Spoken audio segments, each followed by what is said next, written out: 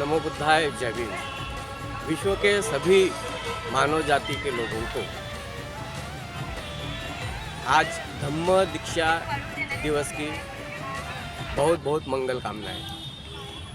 साथियों, एक बहुत बड़ा संभ्रम है मेरे मन में कि इसे धम्म चक्र प्रवर्तन कहे, धम्म चक्र परिवर्तन कहे, अनुवर्तन कहे, क्या कहे। बाबा साहब ने जो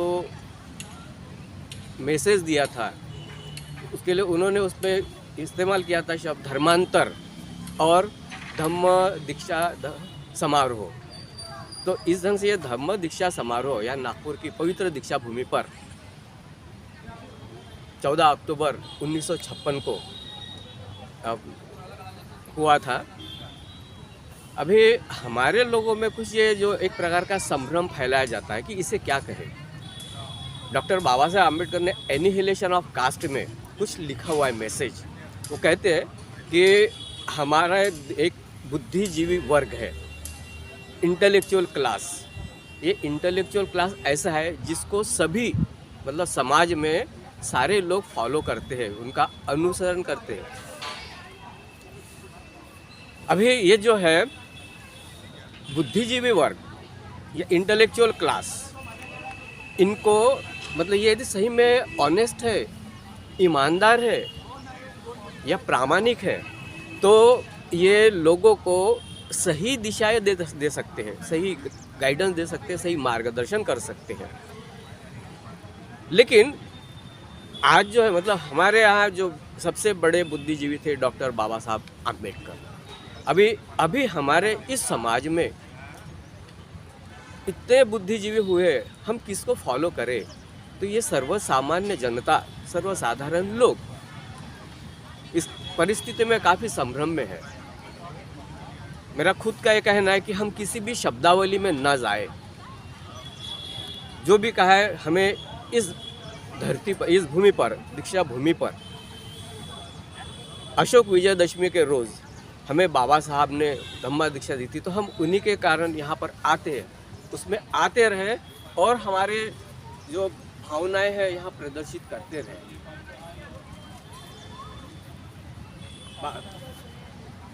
ये इस साल 68वां सम्मेलन है। अभी हम देखते कि जो परिस्थितियाँ बदलती जा रही समाज में,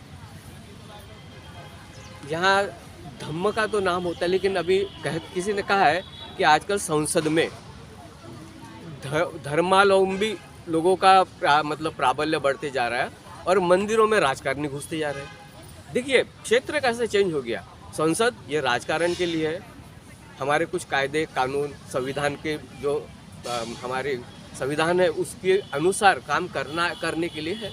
लेकिन क्या होता है वहाँ पे धर्म की भाषा और राजकारणी। और मंदिर में तो उन्होंने हर मंदिर हो, मस्जिद हो, गुरुद्वारा हो या हमारे विहार हो, ये धम्म के कार्य के लिए, धर्म के कार्य के लिए। लेकिन देखिए हर जगह मतलब इधर में राजकारण घुसा है और धर्म कारण संसद में। तो इस वजह से हमारा जो संविधान जो कहता है, संविधान ने हमें जो स्वतंत्रता दी है, लिबर्टी, इक्वालिटी और फ्रैटर्निटी, इन 3 स्तंभों पर हमारा संविधान खड़ा हुआ है। अब इसमें जो हमारा जो स्वतंत्रता जो है, आज़ादी जो हमें दी हुई है, तो हमें हमारा धर्म के पालने की, हमें अपने अपने अनुसार धर्म का पालन करना और उसका प्रचार और प्रसार करना। तो ये हमने हमारे दायरे में रख के करना है। हमें किसी दूसरे धर्म को नीचा दिखाते हुए करने की इसकी ज़रूरत नहीं है। दूसरी बात, अभी जो हो रहा है पर्टिकुलर हमारे बुद्ध धम्म मतलब धम्म जो है, इस पर जो अतिक्रमण होते जा रहा है या जो है, क्योंकि सारे देश में हर स्टेट में आज से शायद लगता है करीब 9 या 10 स्टेट में ऐसे कानून बने हुए, मुझे धर्मांतर विरोधी कानून कह सकते हैं उसको एक प्रकार से। तो मतलब इसके लिए हमें हमारा जो समाज है, जो भगवान बुद्ध के मानने वाला जो हमारा समाज है, तो हमने आगे आना है। और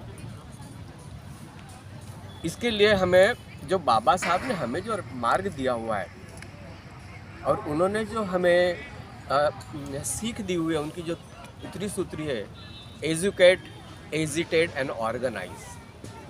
एजुकेट, एजिटेट एंड ऑर्गेनाइज मतलब पढ़िए, लिखिए, पढ़ाइए हम और दूसरा है एजिटेट, यानी हम एक दूसरे को सबको जगाइए, एजिटेट करना, जगाना।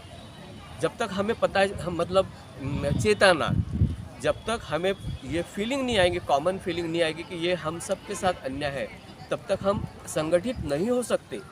हमारे लोग क्या लिखते हैं जनरली कि सीखो, संगठित बनो, संघर्ष करो। बाबा साहब ने जो प्रिंसिपल दिया है, एजुकेट, एजिटेट एंड ऑर्गेनाइज, तो हमने इस 3 प्रिंसिपल को ही चेंज कर दिया ना, उलटफेर कर दिया।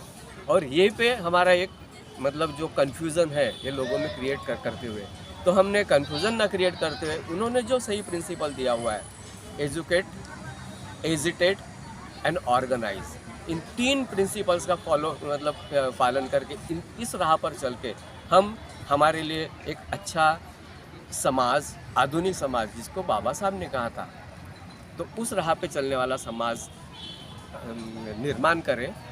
यही मैं आज के दिन सबको फिर से एक बार मेरी मंगल कामनाएं देता हूँ। नमो बुद्धाय, जय हिंद।